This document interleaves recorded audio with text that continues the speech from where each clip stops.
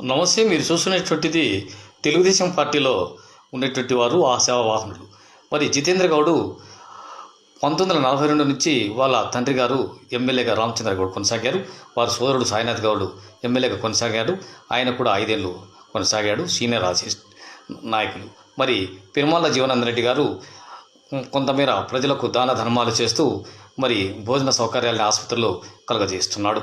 అదేవిధంగా వెంకట శివుడి యాదవ్ గుంటకల్లులో 5 రూపాయల భోజనానికి ఏర్పాటు చేసి ప్రజల మన్ననలను పొందుతున్నాడు. మరి గుమ్మనూరు జయరాం ఆలూరు ఎమ్మెల్యేగాను మంత్రిగాను ఉండి తనకు ప్రజాసేవ కొనసాగిస్తూ గుంతకల్ టికెట్ను ఆశిస్తున్నాడు. అంతేకాకుండా పత్తి హరిప్రియ, ఈమె పత్తి రాజగోపాల్ గారి కోడలు, ఈమె డాక్టరు, తన గుంతకల్ టికెట్ ఆశిస్తోంది. మరి ఎస్ఐ సుధాకర్, ఈయన గుంతకల్ టికెట్ను ఆశిస్తున్నారు. మరో విధంగా బీజేపీ నాయకులు అలియన్స్ అయితే టీడీపీతో తనకే ఇవ్వాలని సందిరెడ్డి శ్రీనివాసులు కూడా అధిష్టాన వర్గానికి దరఖాస్తు చేసుకున్నట్టు తెలిసింది. వీరే కాకుండా ఇంకా అనేక మంది తెలుగుదేశం పార్టీ టికెట్ను ఆశిస్తూ గుంతకల్ నుంచి ఆశావాహులు పోటీ పడుతున్నారు.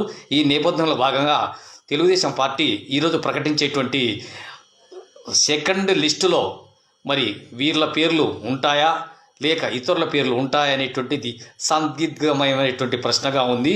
మరి కొన్ని గంటల్లో సెకండ్ లిస్ట్ చంద్రబాబు నాయుడు గారు ప్రకటిస్తారు. వేచి చూద్దాం.